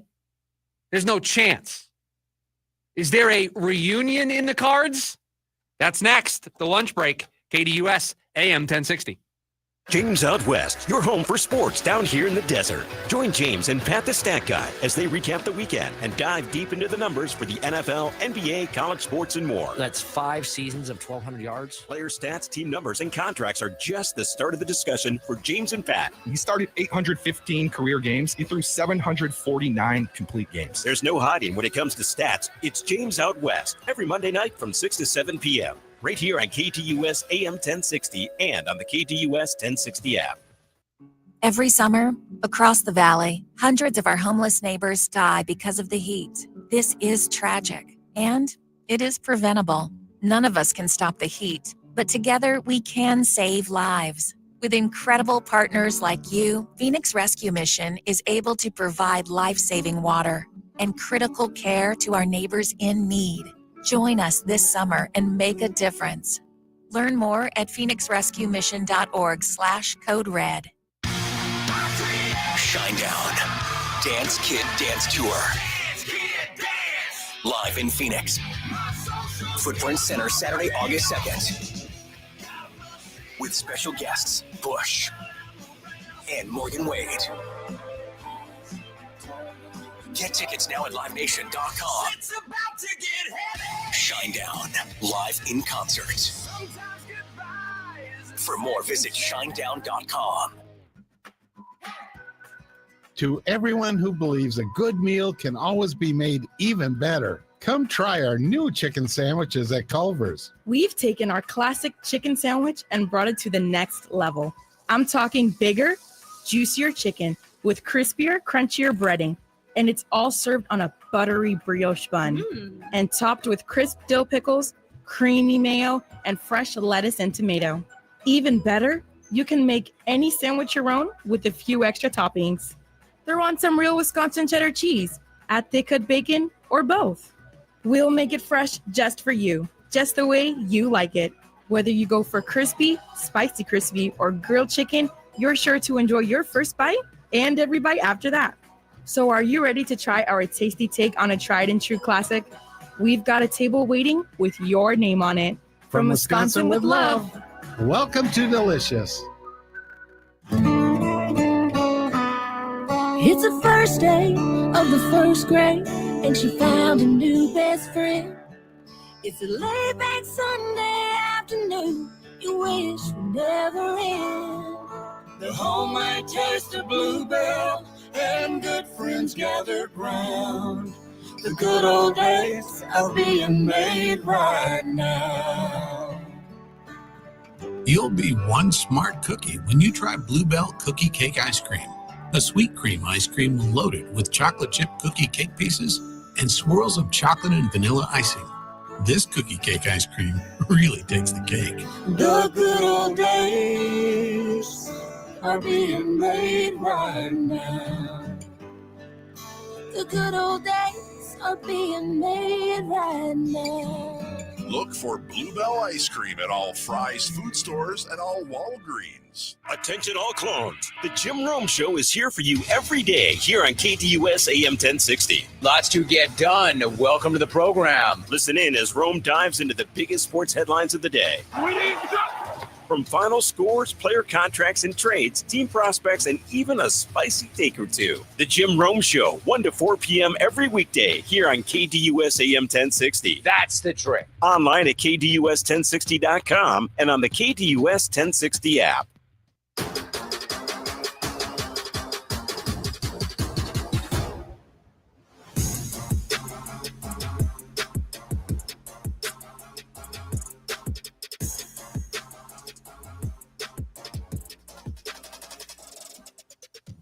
And make sure you download the KDUS AM 1060 app to take us with you on the go.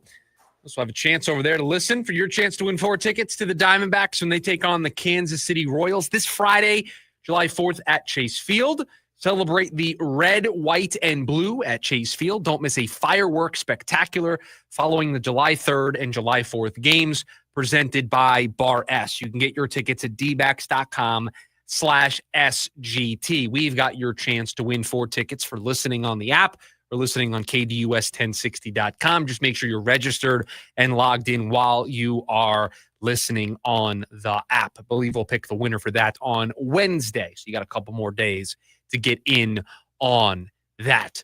Could a reunion be in the cards? Because I look at the Phoenix Suns depth chart right now, and there's something missing. They don't have a starting point guard. They've got Jalen Green and Devin Booker, who, if the season were starting tonight, would be out there, and we would probably get point book. They don't have a starting point guard, though. And so this is one of those rumors that is both surprising, but also not surprising. It's not surprising because the player fits exactly what the Phoenix Suns need. It is surprising because at this stage of his career, why would Chris Paul want to come back to the Phoenix Suns? Because, yes, Chris Paul's name has been floated out there as somebody the Suns may have interest in, and he may be interested in a reunion to come back to Phoenix. And so let's try to look at the pros and the cons to this. What are the pros? Well, the pros are veteran point guard, knows exactly what the Phoenix Suns organization is about, is not going to cost a lot of money, is going to be the perfect veteran leader that this team needs, is going to be the perfect mentor towards all of the young players that the Phoenix Suns have brought in and are choosing to develop. When did DeAndre Ayton play his best basketball in his career? When Chris Paul was here. When Chris Paul was here as the point guard, demanding the most out of him. Looking at DeAndre Ayton and saying, dude, you're the number 1 overall pick. You are more talented on any given night more than anybody else on the floor. And he tried to make DeAndre Ayton live up to that talent level.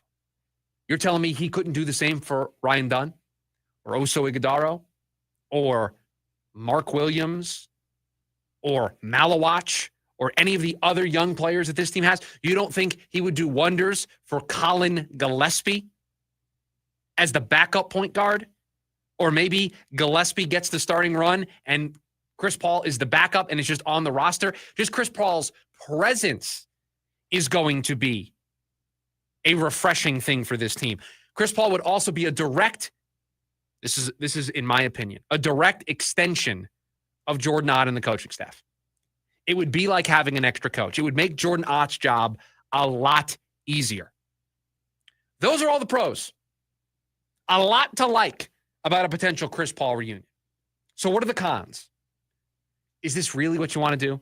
You want to bring back somebody who you jetted out of town the first chance you got to get Bradley Beal. How's that working out for you? He is 40 years old.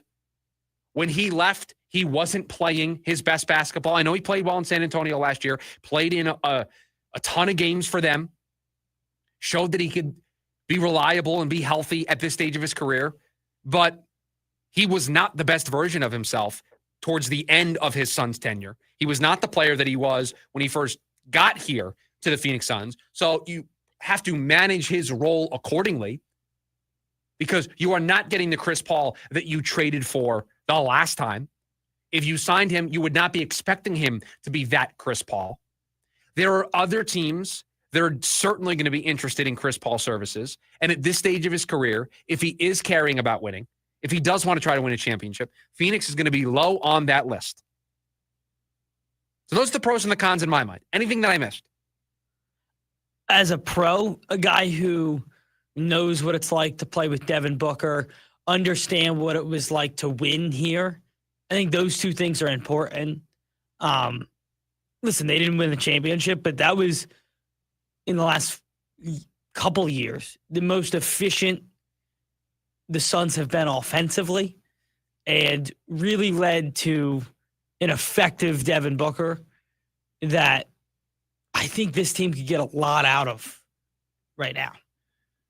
Yeah, they need Devin to be the best version of himself right now as they enter this next chapter. And CP3 certainly took a lot of the weight off of the shoulders of Devin Booker in being able to facilitate and slow the game down. And in those crunch time moments, you knew that when the ball was in CP3's hands, there wasn't going to be a costly, dumb turnover that allowed a team back into the game, that things were going to be slow and steady.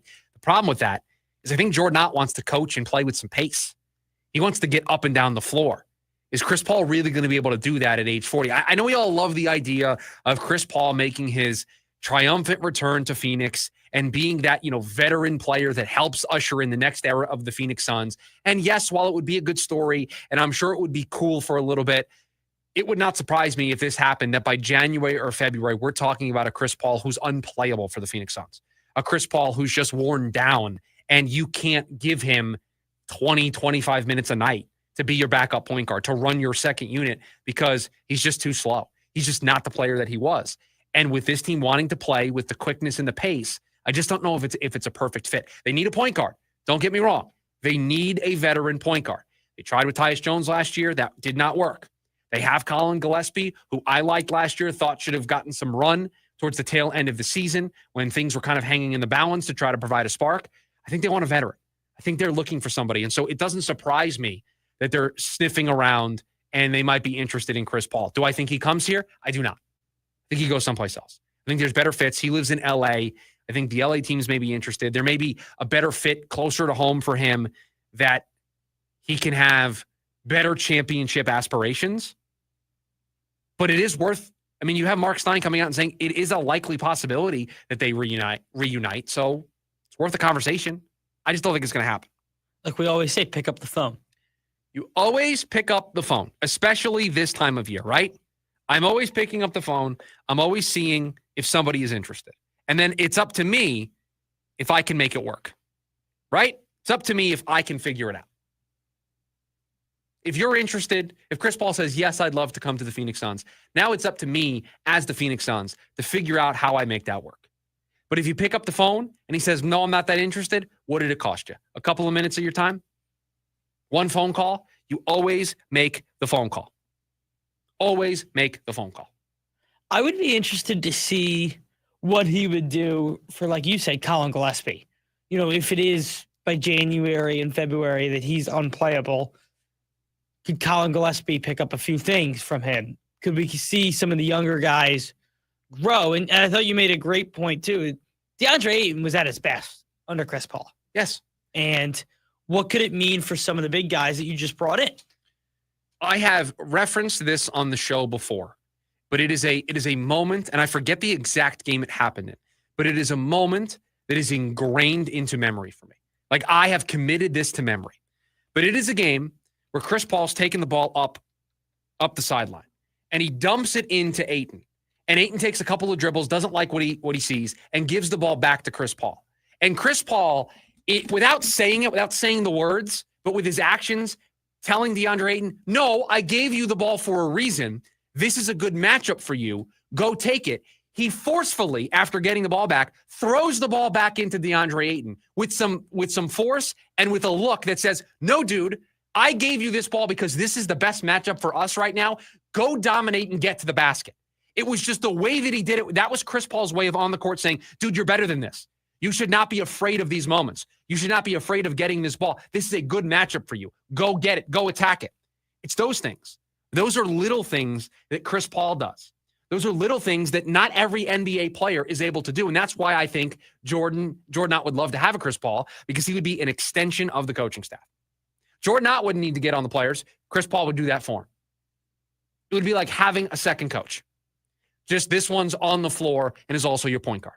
So that's where the value comes in. Is it value for a whole season? I don't know. I don't know the answer to that question. But I saw it kicking around on social media because I saw the reports out there, and I'm like, all right, we'll talk about this. Would I hate it? I would not hate it. Do I think it happens? I don't think it happens. 480-864-1060. The phone number for you to join us. We got one more before we are out of here on the Monday edition of the program. It is the leftovers. All the stories we didn't get to throughout the course of the program. We will get to them next. It's the lunch break. KDUS AM 1060.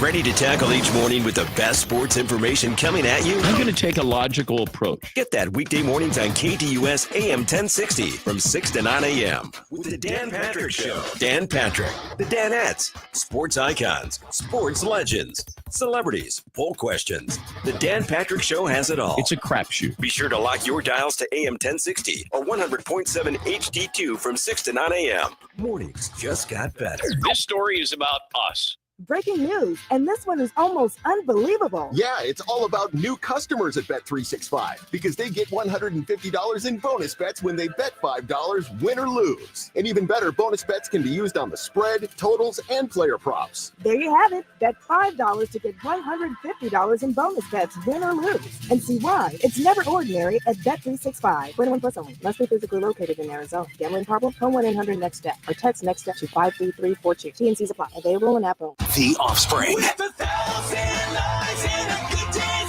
Supercharged worldwide in 25.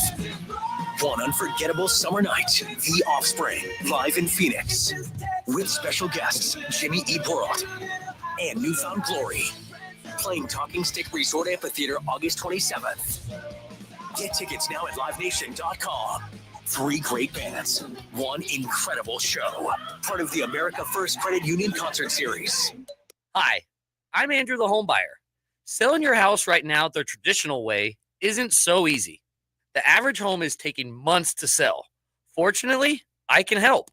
I'll come to your home and give you a cash offer within minutes. Then we can close in under 5 days.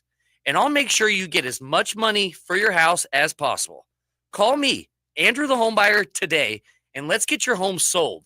Visit AndrewTheHomebuyer.com. That's AndrewTheHomebuyer.com. Hey, it's Big Cap from the Pardon My Take podcast. If you're looking for a drink that keeps the fun going without weighing you down, pick up some Truly Hard Seltzer. It's crazy refreshing, comes in tons of different flavors, and has only 100 calories per serving. Truly makes it easy to keep the fun going with your crew, which is exactly why it's the official hard seltzer of Pardon My Take. Whether you're out with friends, hosting a game day at home, or just kicking back, grab a Truly Hard Seltzer. Pick it up at your local Total Wine, Walmart, or Circle K, because there's always a lot of party left, Phoenix. Join in on the Sports Zoo on your ride home from work with Dave Rooster Bierstein. Join Rooster as he lays down what's happening around sports and makes it clear what's on his mind. Oh, my. Catch the day's craziest stories and some of the latest numbers from the sports books across the valley. The Sports Zoo with Dave Rooster Bierstein. Yeah, I think that's kind of a wild option. Weekdays, 5 to 6 p.m. on KDUS AM 1060 and on the KDUS 1060 app.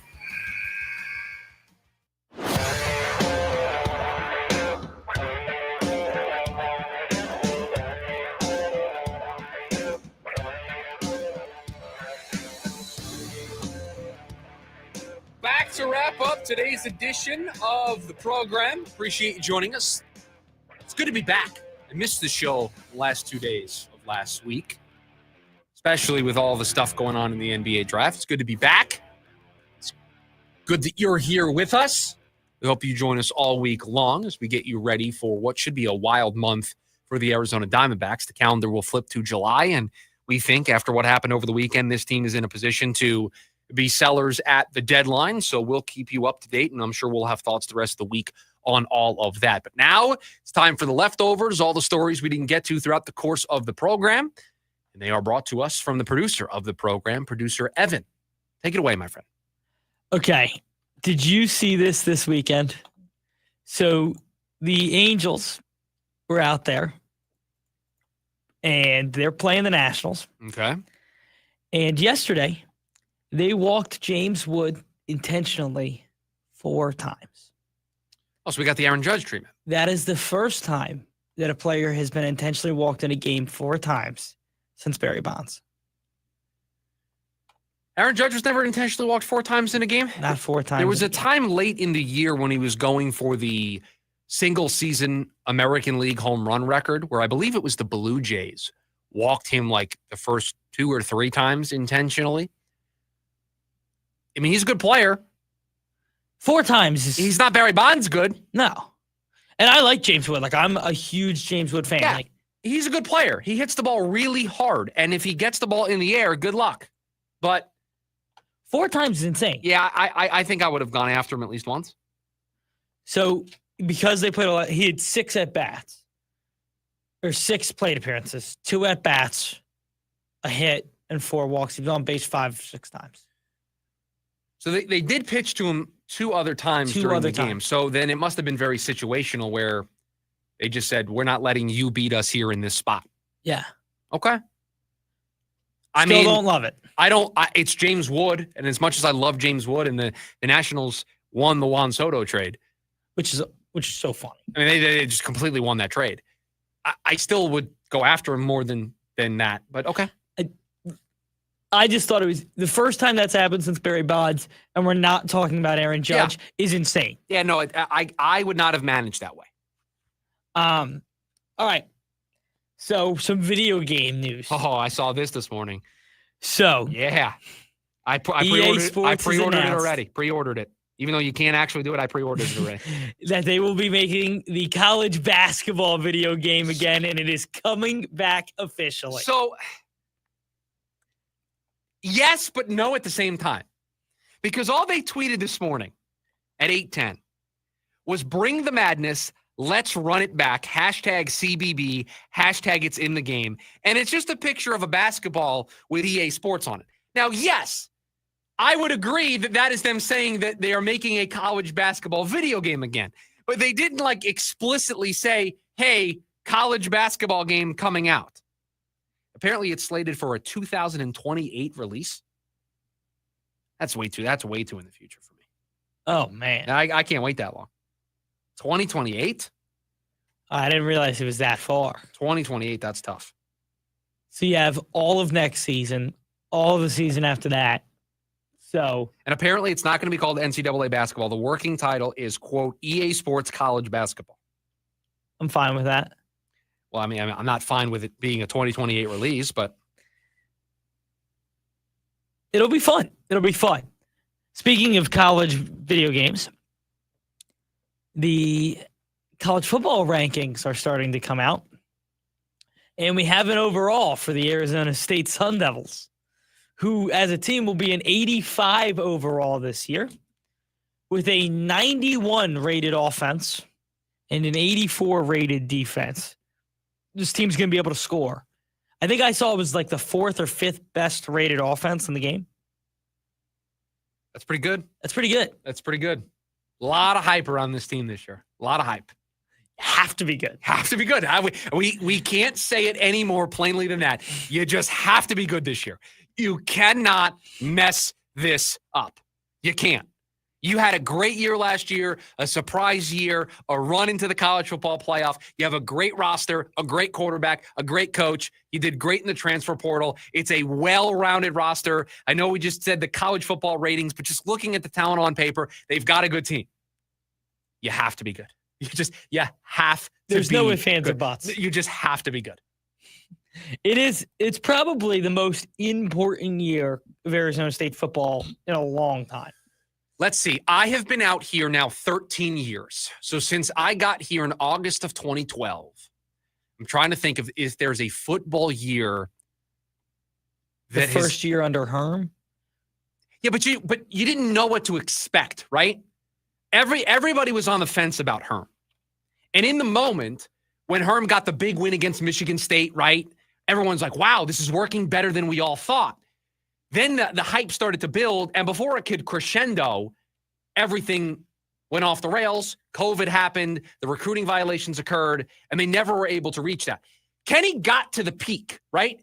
Kenny won the Big 12. This team won the Big 12. They were in the college football playoff. So the hype, the expectations are different. So I would say since I've been here 13 years now, August of 2012, this is probably the most anticipated football season that I can remember. Has to be. Has to be. And you know what? You have to win. Have to win. Have to be good.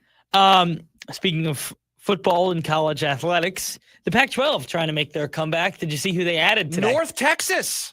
Texas State. Oh, not North. Wait, North Tech. Oh, man, I got my Texas mixed up. Yeah, no, Texas. Yes, Texas State. North Texas. Awesome. awesome jerseys. The mean green? Yeah. And they have the name there because Mean Joe Green went there. Yeah. That's awesome. That's great. Not at all the story I'm reading, but Sorry. North Texas is cool. Texas State has officially been added to the Pac-12. Texas State's solid program. I mean, yes, but this is not the Pac-12 I grew up around. No. This is very much not the... You don't like it? I like that they're trying to stay afloat. I don't think it's going to work. You're still going to be on the outside of any future conversations about what the future of college football looks like. Yeah. You're never going to have a good seat at the table. USC, UCLA leaving, Oregon leaving, Washington leaving. You lost your seat at the table. Unless you get teams to jump back to you, which, spoiler alert, it's not happening. You're not going to get a seat at the table. You don't think they can get teams to come back? No, I don't think they can get teams to come back. Plus, I just think there's more opportunity for other teams where they're at. And that it's just going to be hard to bring them back. If, the travel and everything else is a problem, but if you're Oregon or USC or UCLA, why would you ever leave? The Big Ten and all the money that you're making and all the power that you have? Yeah. You would never leave. You're never leaving, no. The MLB today announced the roster for the Futures games. Yes, 2 Diamondbacks made the list. 2 Diamondbacks made the list. So it is Lou James Groover, yep. Lou James Groover, and Slade Caldwell. Not on there. No, I think I don't know if it's because he played at the big league level this year. No, is that a rule? There's only certain prospects they invite to the Futures game. I was just using it as an opportunity to play the drop. I knew he wasn't going to be in the game. I don't understand how they get who they invite. You're questioning the process. Yeah. So and because there's so many, right? Well, yeah. So you're always gonna lean towards top 10 prospects in a team's farm system, right? Yeah. That's thing number one. You want to get a top 10 prospect because diehard baseball fans are going to know their top 10 prospects. They're going to know other teams' top 10 prospects. Those are the prospects that are going to make up the top 100, right? So that's what you're picking from, right? MLB's top 100, MLB Pipeline's top 100, and your team's top 10. And then in that top 10, you probably are looking at players that are close but not too close to the big league level who are having good seasons. And Caldwell's been promoted already. Yep. And Groover's having a great year down there in the minors. So I'm not surprised those are the 2 guys. See, that's what I can. So Andrew Painter is in it for the Phillies. Like Painter, to me, and maybe I'm looking at it, I feel like he could get called up any day for the Phillies as soon as he gets through his kind of rehab. What level's he at right now? He's at AAA. Yeah, I mean, as long as he's never been called up before, right? No. So he would have been eligible to play in the Futures game. Yeah. So they put him on the list. He is one of the best prospects in the game, and that's really what it's about. You want to highlight the future of baseball. That's why they do the spring breakout game and spring training, and they have this during the All-Star game. That is going to do it for us here on this edition of The Lunch Break. Jim Rome, he's coming up next. Producer Evan, thank you for all that you do. Everybody, have a great rest of your Monday. We'll talk to you tomorrow. See ya!